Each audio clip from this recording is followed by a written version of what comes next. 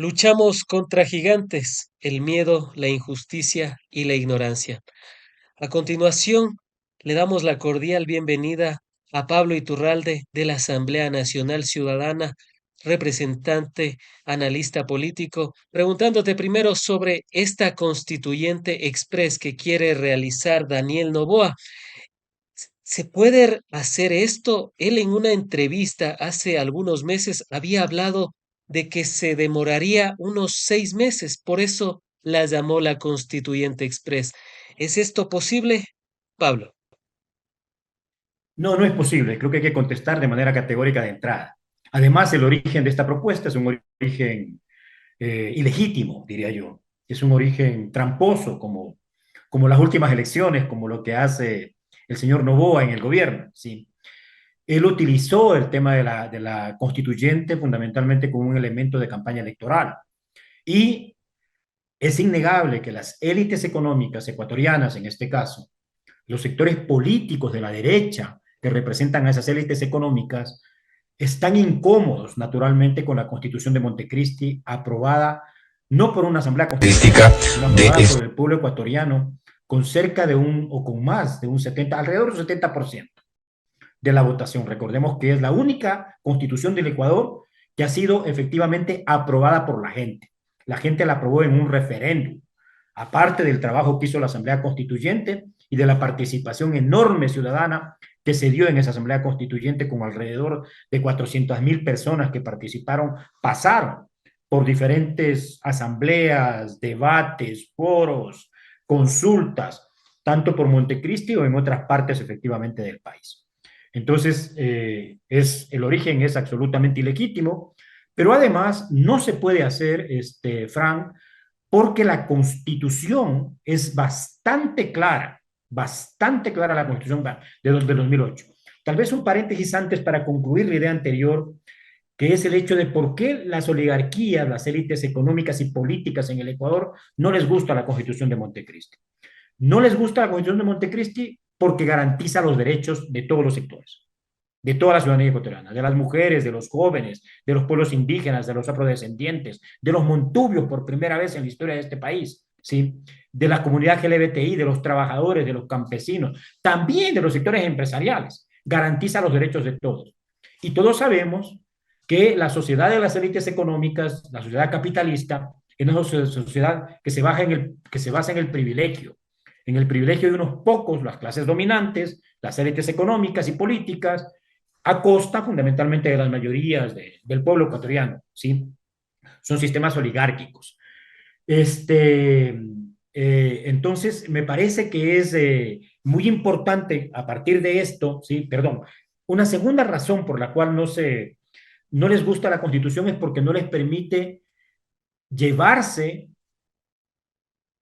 hacer rifa, saquear la economía nacional.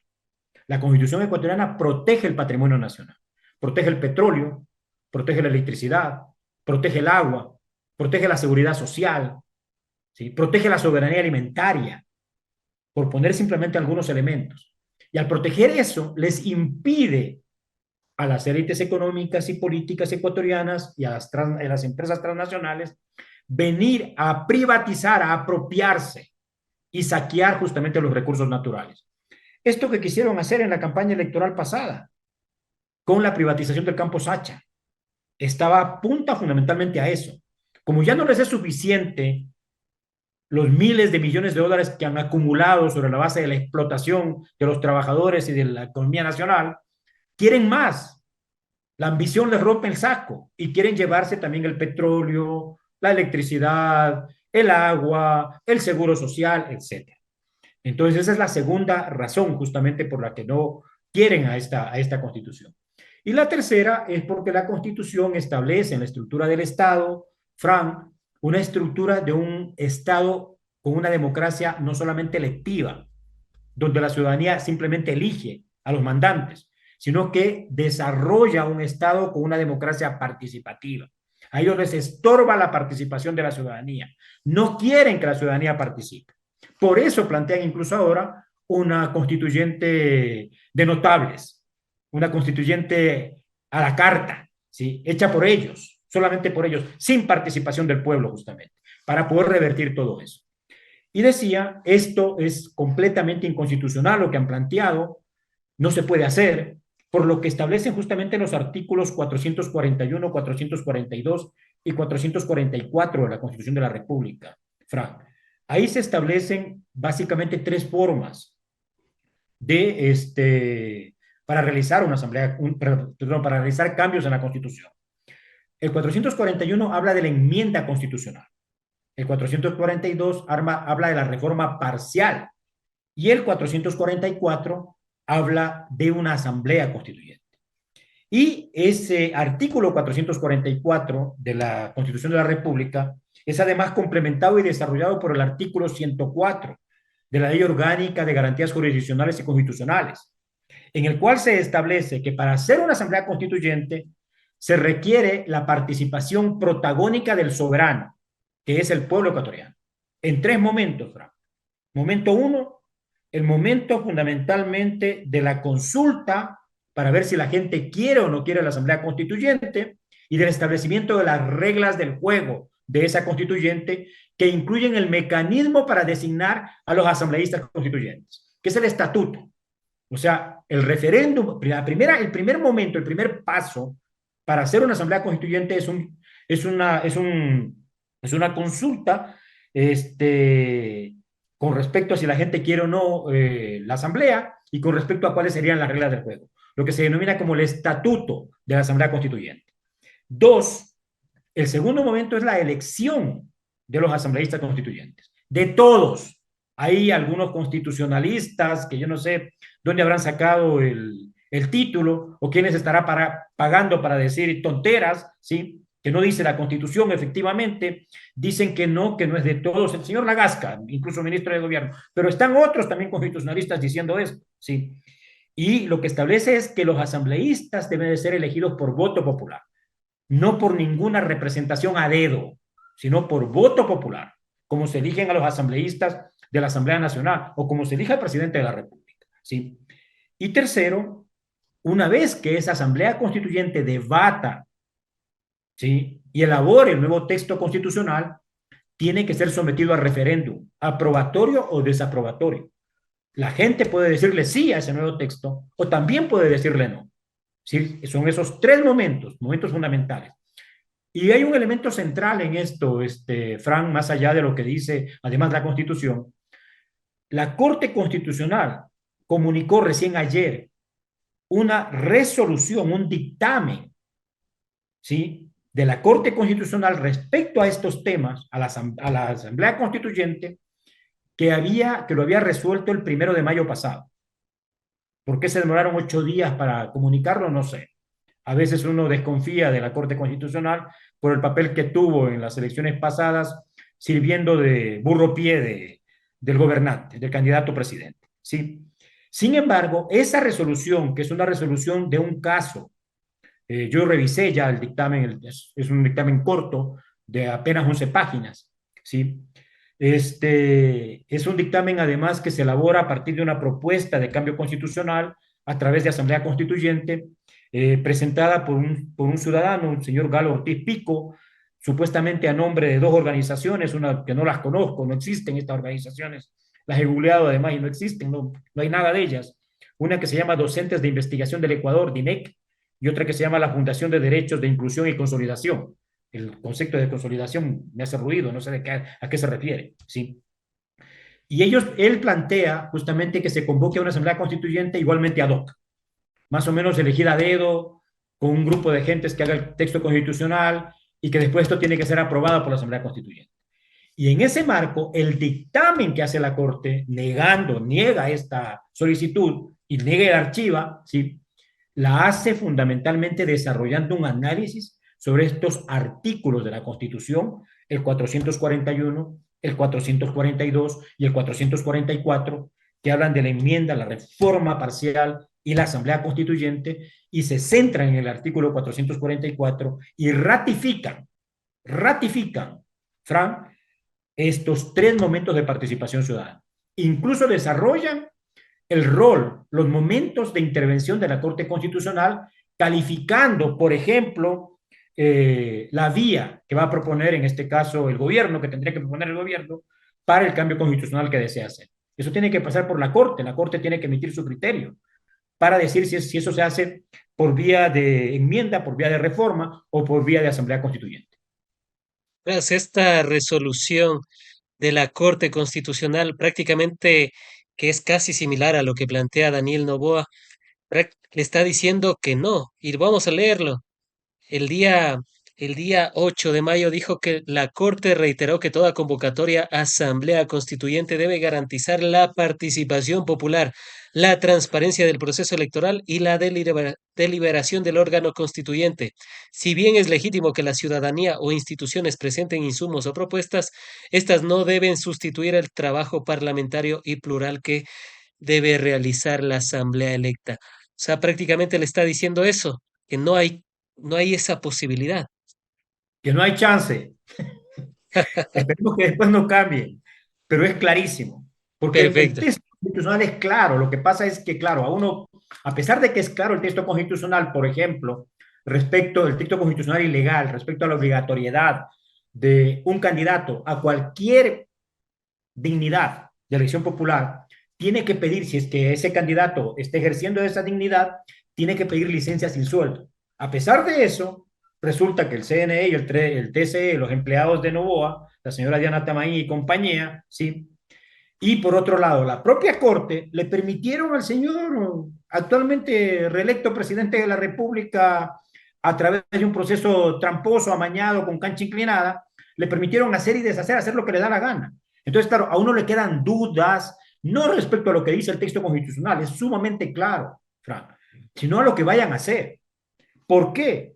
Porque están acostumbrados a actuar con trampa, porque están acostumbrados a violar la Constitución, porque están acostumbrados a violar la ley y porque el conjunto de las instituciones del Estado, la función electoral, la función de justicia, la función de participación y control social y la propia Corte Constitucional prácticamente están cooptadas, controladas por los amigos o por la compra de votos, yo no sé, ahí no hay suficiente claridad para poder entender por qué esa actitud de subordinación miserable que no garantiza eh, el respeto a la norma constitucional, que no garantiza el respeto a la norma legal y que debilita y destruye el sistema democrático y el Estado de Derecho en el Ecuador. Fran.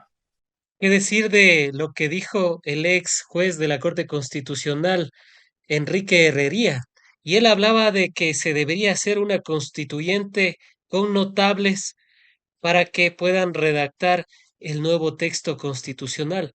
Pablo, ¿es esto viable? ¿Y qué decir de lo que dice precisamente un ex juez de la Corte Constitucional? Si yo, o sea, es completamente ridículo, Fran, porque además es contradictorio. El señor Herrería fue juez de la Corte y él votó a favor de una resolución similar a esta tomada el 1 de mayo de este año, hace una semana, hace 8 días, ¿sí?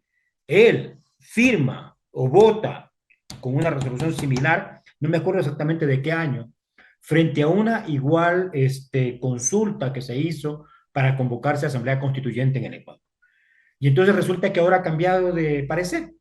El señor Herrería, que toda la vida ha estado vinculada a la oligarquía guayaquileña y a la oligarquía ecuatoriana, al Partido Social Cristiano y ahora al señor Novoa, sí, seguramente es parte de los empleados de las empresas de Novoa, sí, o recibe algún tipo de pago por consultorías o otro tipo de pagos, no se sabe, vuelvo a insistir, sí, pero es ridículo, porque resulta que hace algunos años sí cumple con lo que dice la Constitución y ahora, como ve la oportunidad, efectivamente, en base a lo que es el triunfo electoral fraudulento del señor Novoa, le da la razón fundamentalmente para que supuestamente se pueda convocar a una constituyente a dedo, ad hoc, ¿sí? Para que supuestamente los notables hagan la nueva constitución.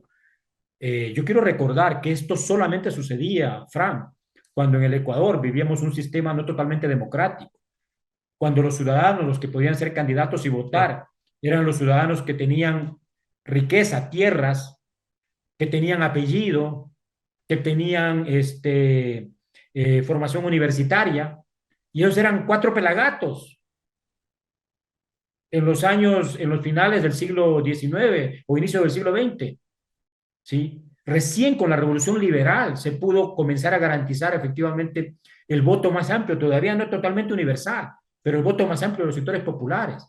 Y la conquista del voto, que es un derecho de los ciudadanos ecuatorianos, ha sido resultado de una lucha de más de 100 años, de más de cientos, de cerca, perdón, déjame sacar las cuentas, si estamos, Mil eh, ochocientos ochenta más o menos, estamos casi sí. 100 años, 95 años, 1830.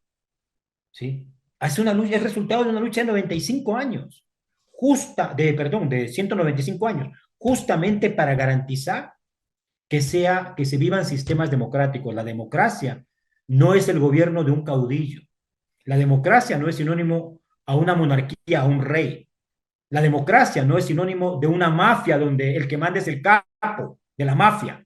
No, la democracia es el gobierno del pueblo, justamente para garantizar la inclusión, para garantizar los derechos de todos y para garantizar, porque digamos, la constitución es una cosa muy importante en las repúblicas, en los países, Fran, porque representa justamente la constitución, no representa más que un acuerdo, un pacto social, que es lo que hoy día quieren destruir, el pacto social que se construyó y que se votó con alrededor del 70% de la población en el año 2008, lo quieren destruir para hacer una nueva constitución al tamaño de sus ambiciones, de su egoísmo serias.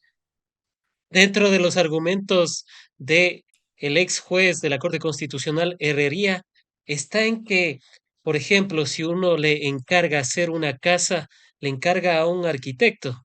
Y si le encarga, por ejemplo, a él, que es juez, ex juez de la Corte Constitucional, que es abogado, la casa se le viene abajo, tratando de hacer alusión a que cada uno debería cumplir su rol. ¿Es este un argumento suficiente para decir que se debería tener una junta de notables que redacten la Constitución?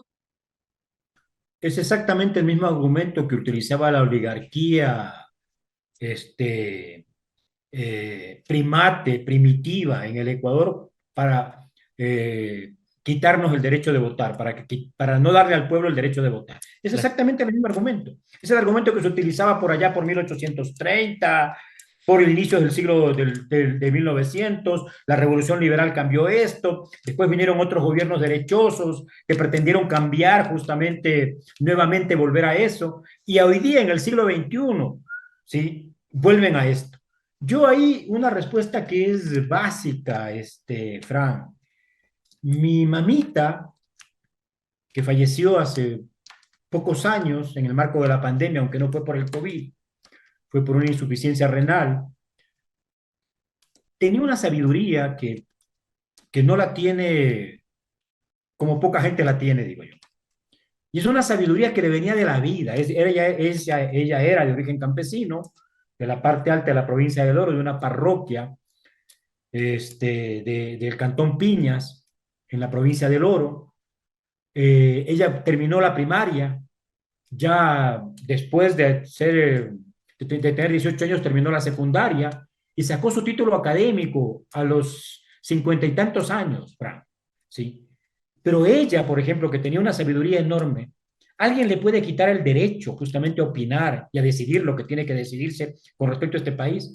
Ella manejaba la economía familiar, la educación de sus hijos, la formación junto con mi padre, eh, eh, de manera mucho más sabia que buena parte de estos ignorantes que seguramente han comprado el título, Fran, y por eso hablan tonteras, ¿no? A partir básicamente de sus intereses miserables, porque es eso.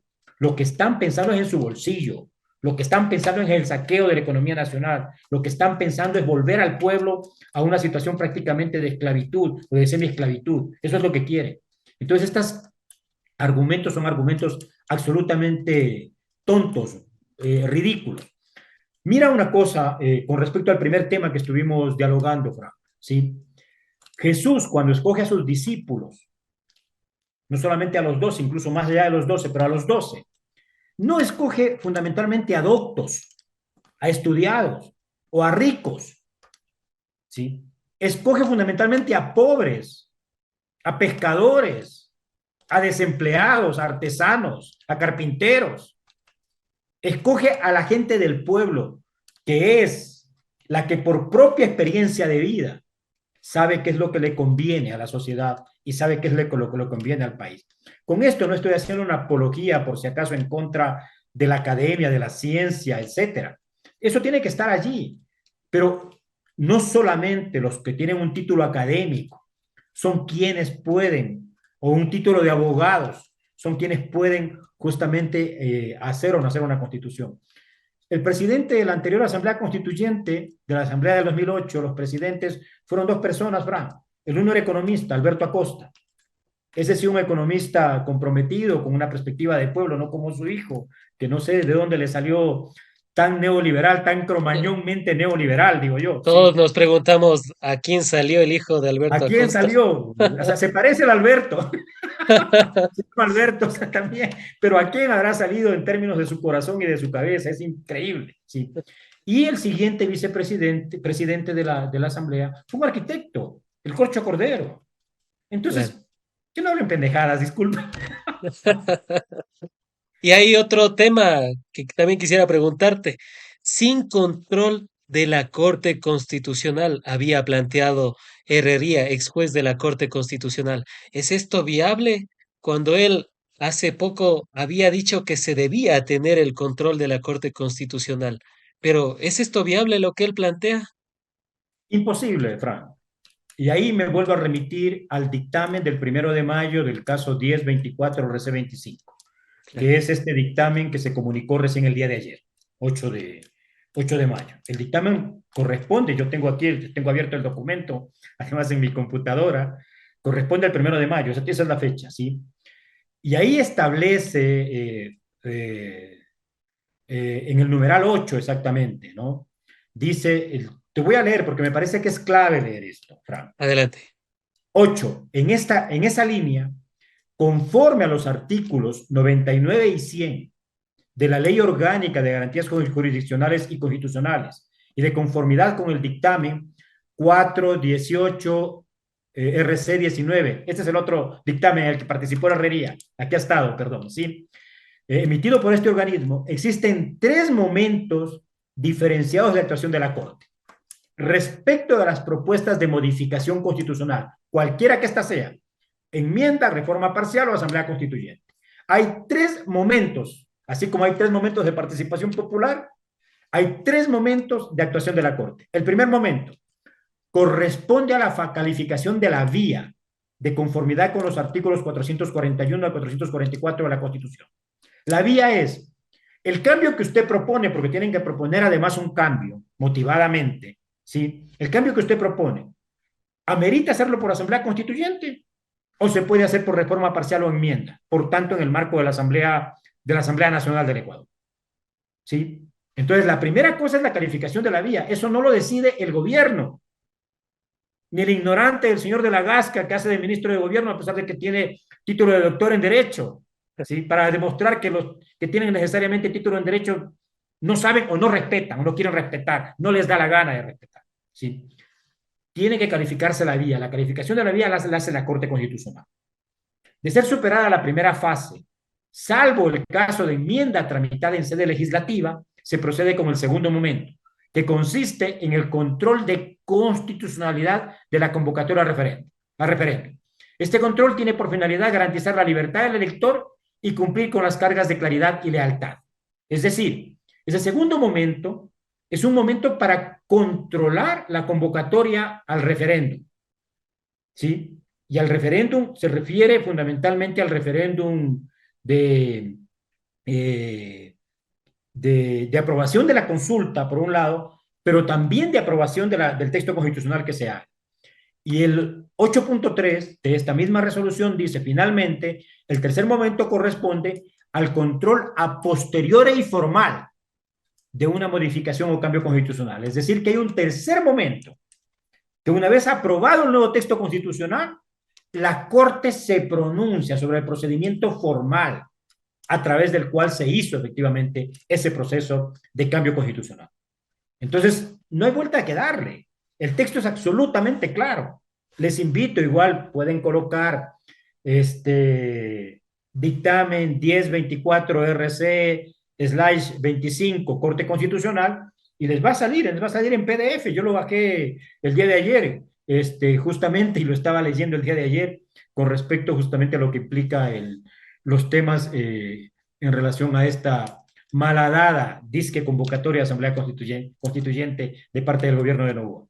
Y una constituyente que, dicho sea de paso, la Corte Constitucional ha dicho que no puede ser de plenos poderes como sucedió en el pasado, por lo cual deberían de ser Es, elegidos nuevos constitucionalistas, nuevos asambleístas para la constituyente y trabajar en paralelo y trabajar de manera diferenciada la Asamblea Nacional de la Asamblea Constituyente. Esperemos que eso sea respetado si es que se llega allá a plantear la constituyente. Pablo, para seguir avanzando, ¿para qué realizar la Asamblea Constituyente?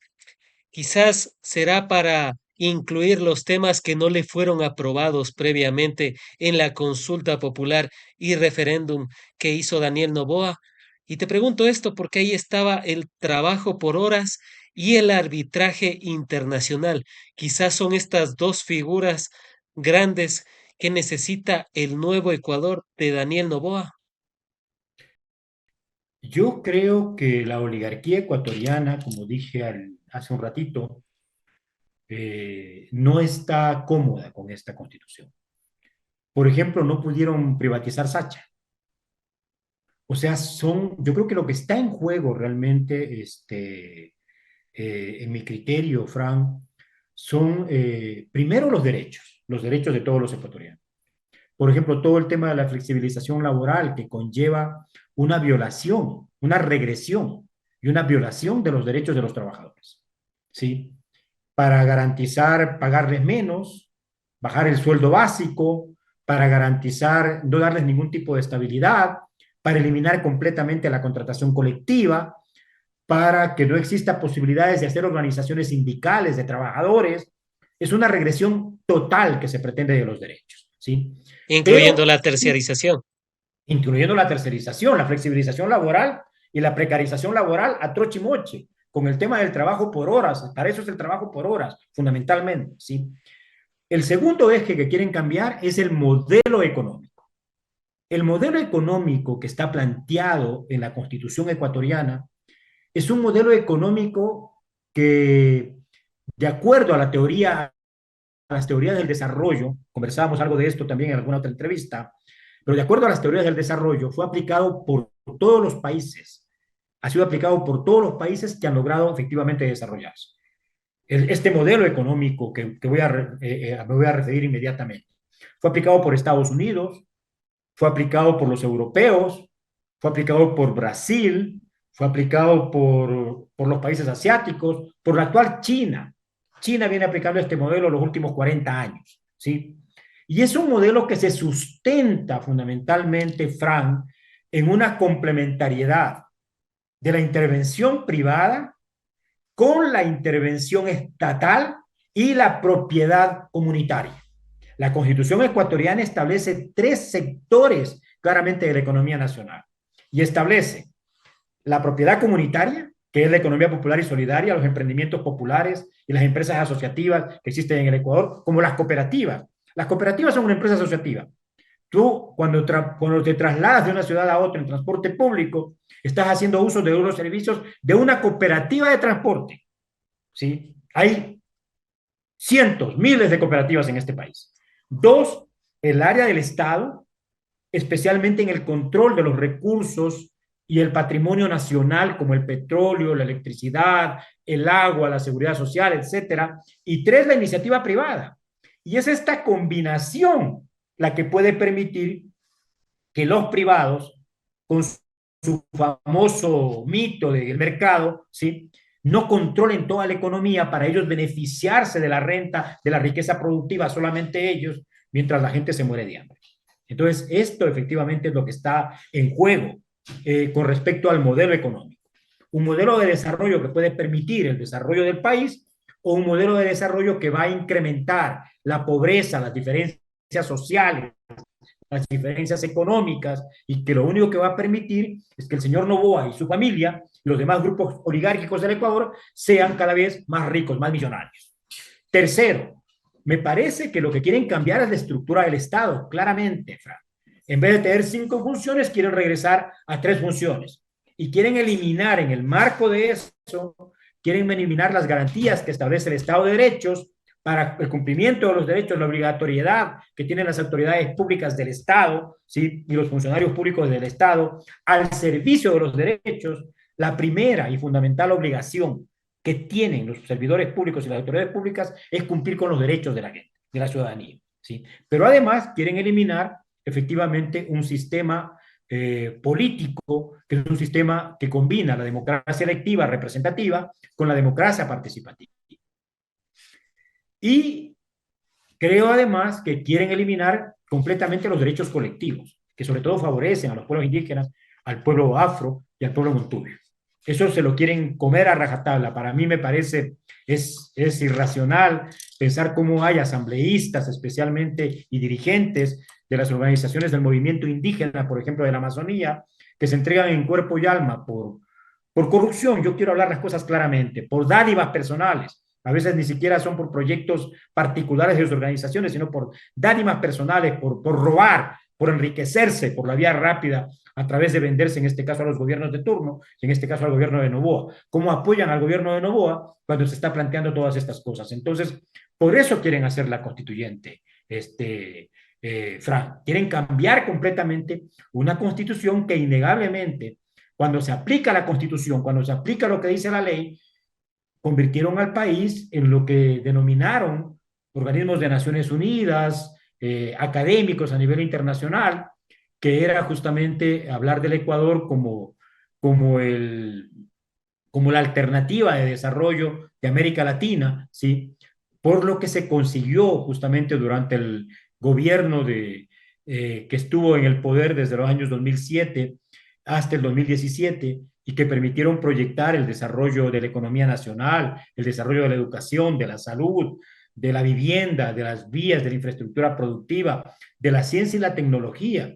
Hasta ahora se cosechan logros de los estudiantes y la formación que se les da, por ejemplo, en la Universidad Yacha o en la Universidad Ilquian, que a pesar de haber sido boicoteadas, de haberle quitado presupuesto, de haberlas tratado de desaparecer, ahí están, continúan trabajando y continúan aportando efectivamente al desarrollo del país. No en toda su potencialidad, lastimosamente. Y es lamentable porque, digamos, aquí somos democráticos, que el pueblo ecuatoriano, también a través de un proceso tramposo, haya sido engañado y haya votado por un proyecto que en definitiva está destruyendo todo esto. Para concluir con tu Brevemente, reflexión, permíteme concluir con una idea que creo que es muy importante. Yo no me cierro en este marco a la posibilidad, nosotros como ANC, no nos cerramos a la posibilidad de hacer cambios a la Constitución. La Constitución es un instrumento perfectible, no es un instrumento, no es la palabra de Dios, no está escrito sobre piedra, ¿sí? La Constitución en Estados Unidos tiene una Constitución ya casi 300 años, pero claro, ha tenido incontables enmiendas.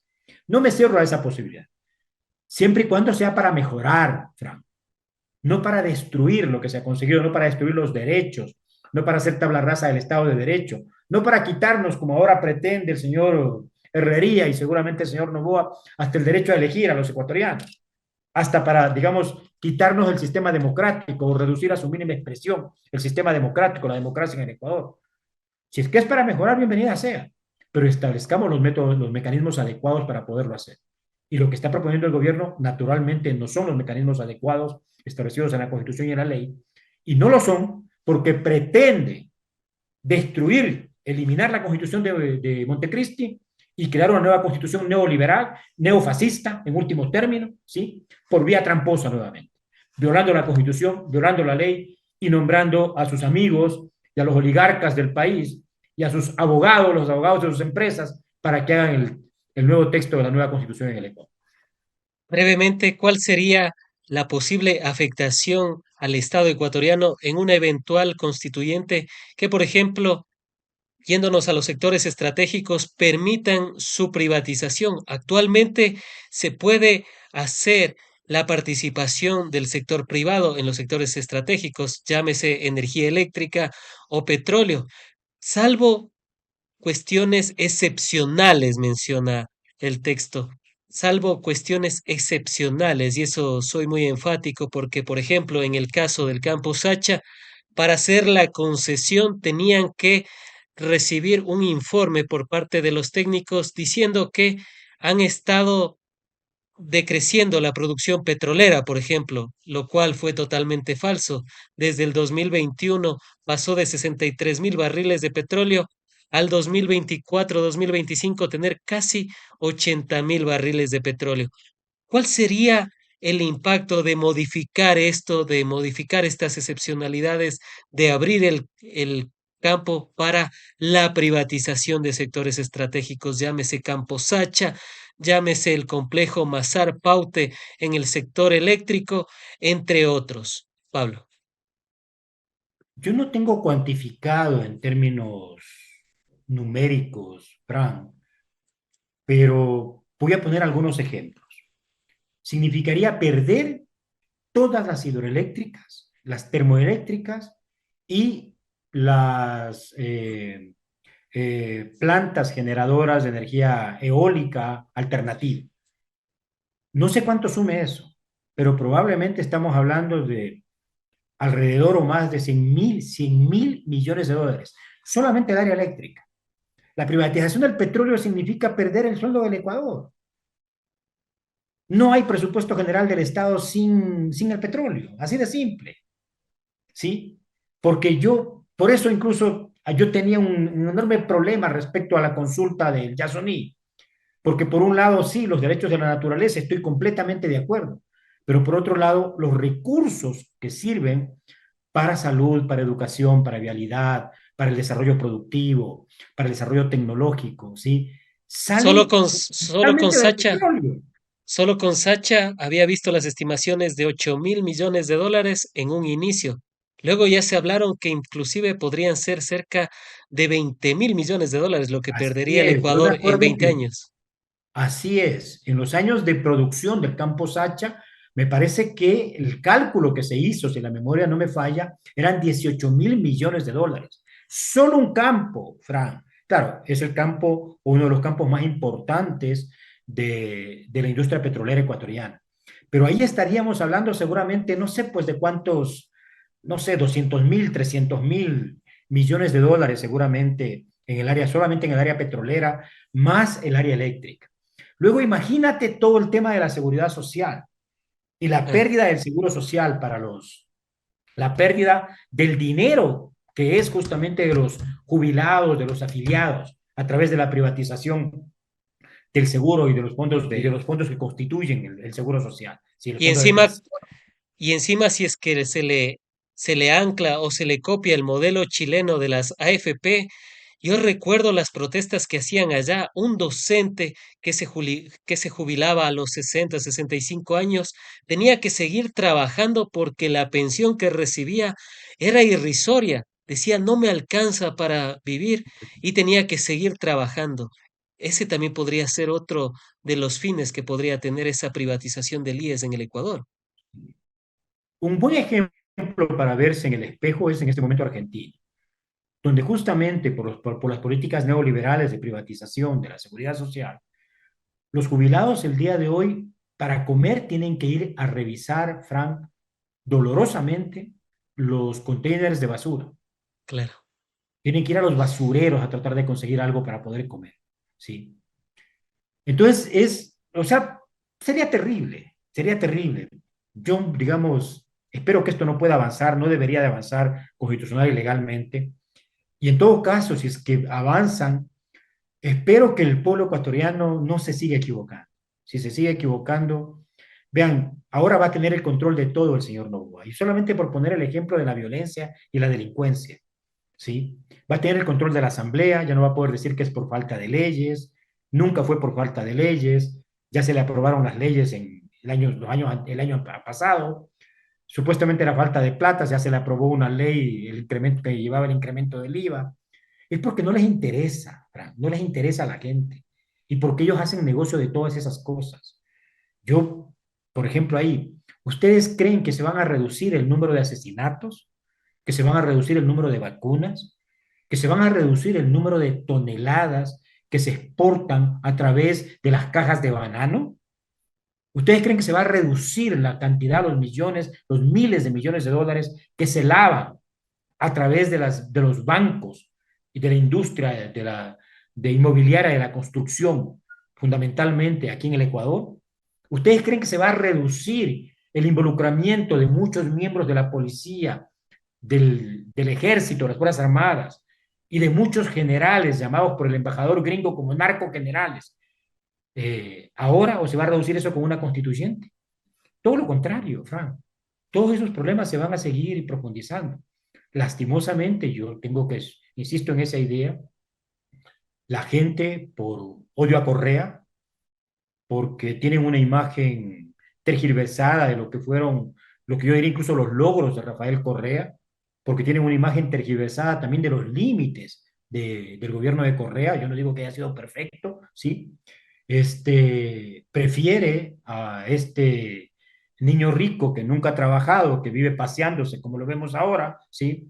Que vive en la farra y en otro tipo de vicios, parece, ¿sí? Ha preferido a él a un proyecto de país que en su momento nos proyectó como un país que podía llegar a niveles de desarrollo increíbles en América Latina y a nivel mundial, a nivel planetario. Entonces, creo que lo que puede pasar es, o sea, o tal vez, no sé, yo a veces cuando me gana el dolor, la desesperanza, Francia, es decir, tal vez es eso lo que se requiere, que el pueblo ecuatoriano se ha convertido en un pueblo completamente miserable, en un pueblo completamente empobrecido, en un pueblo paria, en un pueblo de mendigos, ¿sí? Para volver a reaccionar y para volver a recuperar justamente la dignidad y para poder volver a reconstruir un proyecto de desarrollo nacional al servicio de todos, pero sobre todo de las clases populares, de los pobres y sobre todo al servicio de los excluidos. Han sido las apreciaciones de Pablo Iturralde, representante de la Asamblea Nacional Ciudadana